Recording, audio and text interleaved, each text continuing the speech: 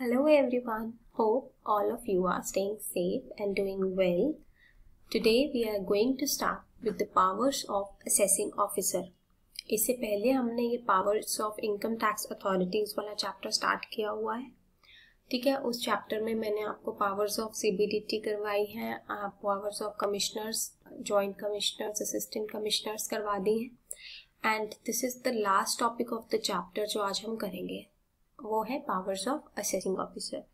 तो बच्चों, before we start मैं आपको एक ये चीज़ बताना चाहती हूँ कि यहाँ पर ही कई जगह पर AO लिखा हुआ है, तो डोंट गेट कंफ्यूज. इस AO को देखकर कंफ्यूज नहीं होना है.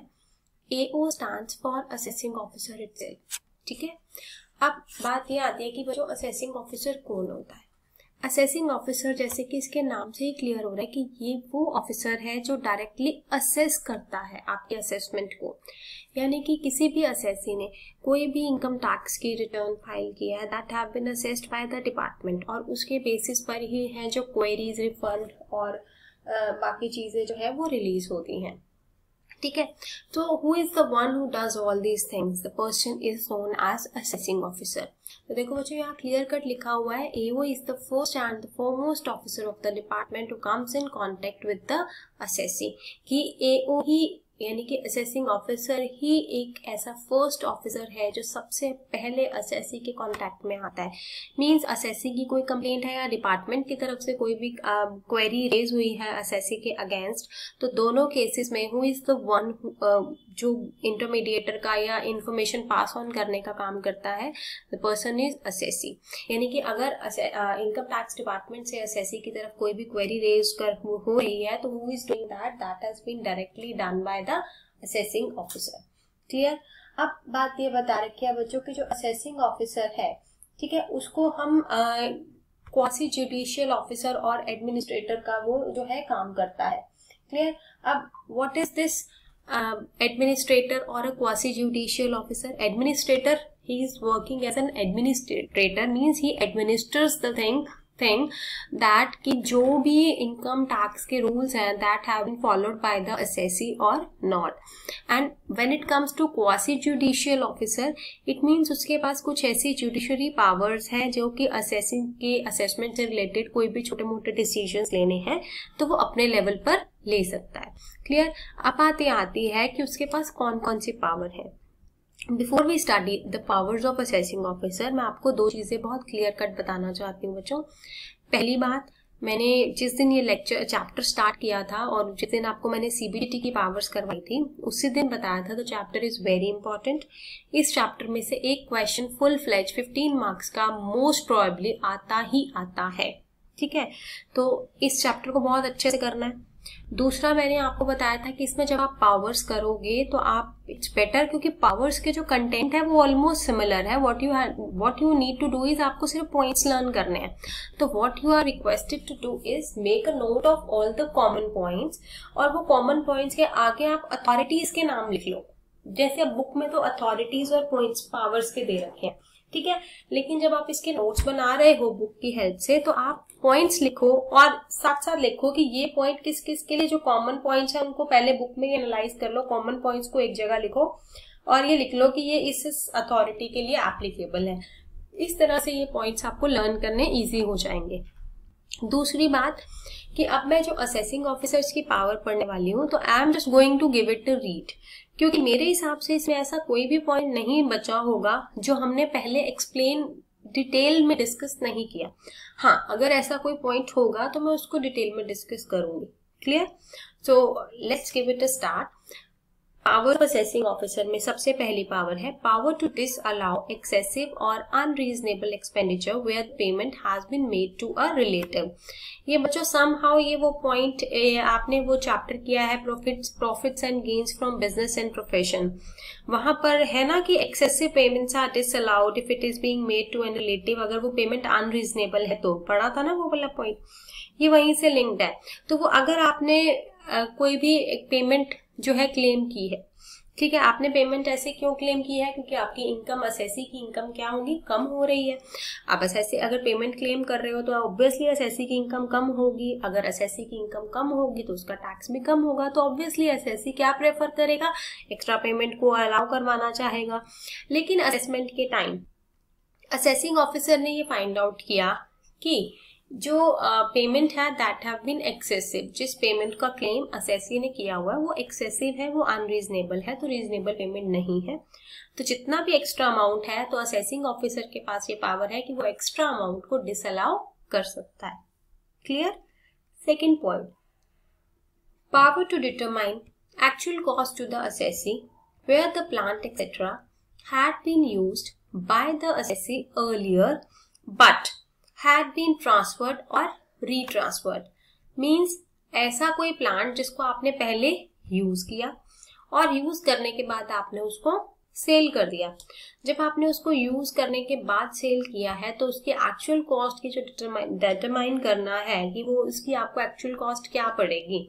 ठीक है, तो मान लो अगर आपने गलत अपने ही कॉस्ट लगा ली कि आपने जितने का परचेज किया था उतना ही लिख दिया, तो उससे आपका कैपिटल गेन जो है वो डिफर करेगा। ठीक है ना, तो इसीलिए असेसिंग ऑफिसर्स के पास ये पावर रहती है कि वो प्रॉपरली रूल्स के अकॉर्डिंग एक्यूरेटली डिटरमाइन कर सकते हैं और उस केस में आपका जो एग्जैक्ट अमाउंट होगा they will be informing you और उसके अकॉर्डिंग ही आपकी असेसमेंट रिकम्प्यूट की जाएगी। Third point, power to decide about referring valuation of capital asset to valuation officer. अब फिर समहाउ ये पॉइंट सेकेंड पॉइंट से लिंक है। इसमें ये बता रखा है कि अगर आप कोई कैपिटल एसेट है जो ट्रांसफर कर रहे थे, ठीक है, और उससे रिलेटेड आएगा असेसी को उसकी वैल्यूएशन, आपने कैपिटल एसेट ट्रांसफर किया तो ऑब्वियसली आपने उसकी वैल्यू कैलकुलेट की होगी कि आपको उसकी क्या कॉस्ट पड़ रही है उसकी। ठीक है, लेकिन और या फिर आपने उसको कितने में सेल किया, जो भी वैल्यूएशन है उसकी। लेकिन अब असेसिंग ऑफिसर यहाँ पर उसकी वैल्यूएशन डिटरमाइन कर सकता है और वो खुद तो कर ही सकता है, हमने पढ़ा, लेकिन वो एक वैल्यूएशन ऑफिसर को भी रेफर कर सकता है कि kindly calculate the value of this capital asset, because assessee ने जो अमाउंट क्लेम किया है क्या वो सही है या नहीं है। तो उसके लिए असेसिंग ऑफिसर वो केस जो है वो वैल्यूएशन ऑफिसर को ट्रांसफर कर सकता है। किसलिए ट्रांसफर कर सकता है? For finding out the value of the capital asset. Clear? D, power to scrutinize transactions where deduction under section 80C to 80U are claimed, यानी कि जहां पर असेसी ने डिडक्शन क्लेम की है, कोई भी डिडक्शन है, जीटीआई में से हम deduction under section 80C to 80U minus करते हैं, फिर हमारे पास टोटल इनकम आती है। अब बात ये है कि असेसिंग ऑफिसर के पास ये पावर है कि यदि किसी करदाता ने कोई deduction under section 80C to 80U claim की है, यानी कि किसी करदाता ने किसी कटौती का दावा किया है जो कि 80C से 80U के बीच में है, तो असेसिंग ऑफिसर उसको स्क्रूटनाइज कर सकता है, फाइंड आउट एग्जैक्टली स्क्रूटनाइज करके पता कर सकता है और किसी के ऊपर भी कोई क्वेरी रेज कर सकता है। Power to grant relief under section 91 when arrears of salary are received. Obviously relief में हमने एरियर्स ऑफ सैलरी वाला पॉइंट पढ़ा था। ठीक है, तो अब बात ये आती है कि who has the power to grant relief under section 91 for the arrears of salary? Assessing officer. Clear? F, power to compute income from transactions with the non residents. तो अगर आपने अपनी कोई भी ट्रांजैक्शन की है, असेसी ने, मतलब आपने से मेरा मतलब कि यदि किसी असेसी ने कोई ट्रांजैक्शन की है, वो ट्रांजैक्शन किसी नॉन रेजिडेंट के साथ की है, ऑब्वियसली उसके अकॉर्डिंग आप अपनी इनकम अपने तरीके से अगर कैलकुलेट कर रहे हो तो नहीं, you have to compute it as per the rules of income tax law, और assessing officer has right to recompute all the transactions and to find out your income. Clear? Next, G point, power to enforce attendance of the witnesses. अब यहाँ पर भी assessing officer के पास power है कि जो भी विटनेसेस चाहिए होंगे उनको, ठीक है, तो वो उनको एनफोर्स कर सकता है कि yes I need these witnesses, मेरे को ये लोग चाहिए जो बता सके कि आपने ये जो चीजें की हैं ये सही है या गलत है। ठीक है, power to record statement of a person on the oath, यानी कि यदि कोई विटनेस है, ठीक है, और उस पर्सन की कोई भी ओथ ली जा रही है रिगार्डिंग कोई भी स्टेटमेंट वो दे रहा है जो उससे हमने असेसी से रिलेटेड असेसिंग ऑफिसर ने पूछी है, तो असेसिंग ऑफिसर के पास ये राइट है कि वो उस ओथ को रिकॉर्ड भी कर सकता है. Power to call for the information. Again, I am not going to explain this statement because this has already been discussed many times.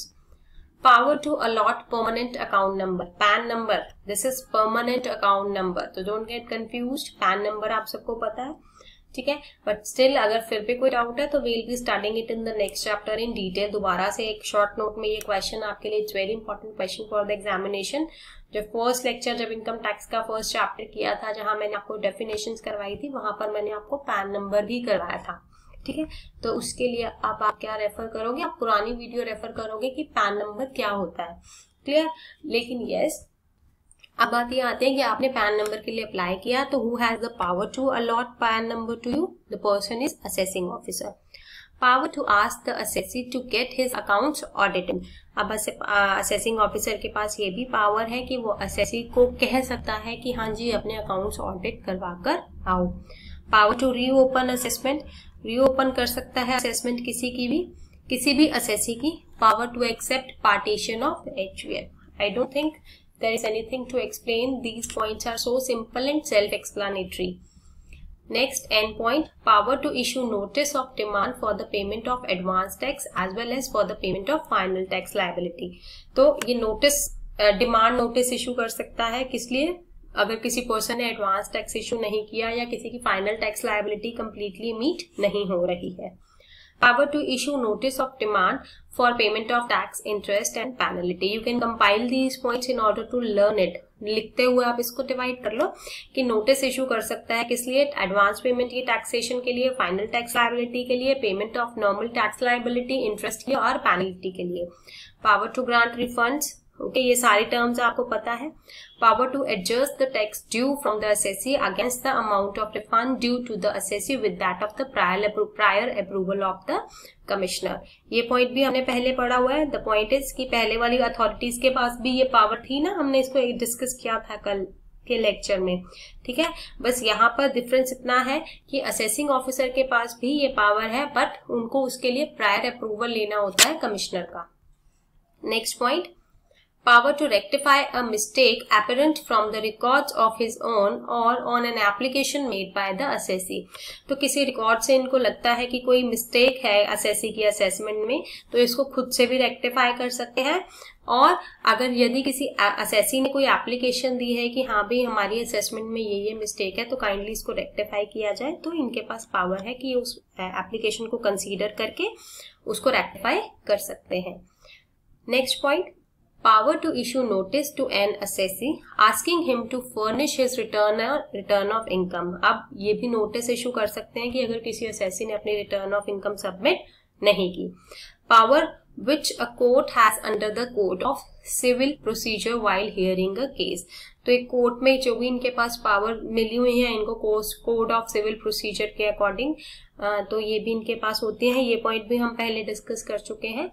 Power to inspect and take copies of any register of members, debenture holders and mortgage of any company. ये point भी हम discuss कर चुके हैं दूसरी authorities के case में, तो यहाँ इनके पास भी ये पावर है. Next and the last point is power to search a place in his jurisdiction and seize the required books of accounts and other documents. तो search and seize वाला जो पॉइंट किया था बच्चों पहले हमने कल के लेक्चर्स में, ये वही पॉइंट है. तो इनके पास भी सर्च एंड सीजर की पावर है, लेकिन किस एरिया में है? ऑब्वियसली सर्च एंड सीजर ये हमेशा अपनी एक रिक्वायर्ड एरिया, जो लिमिट होता है, जो इनको असाइंड एरिया होता है, उसी में ही कर सकते हैं, उसके अलावा नहीं कर सकते हैं. So hope all the points are clear to you. ठीक है, तो इनको बहुत अच्छे से पढ़ना है. अगर कोई भी डाउट है just contact me. Take care.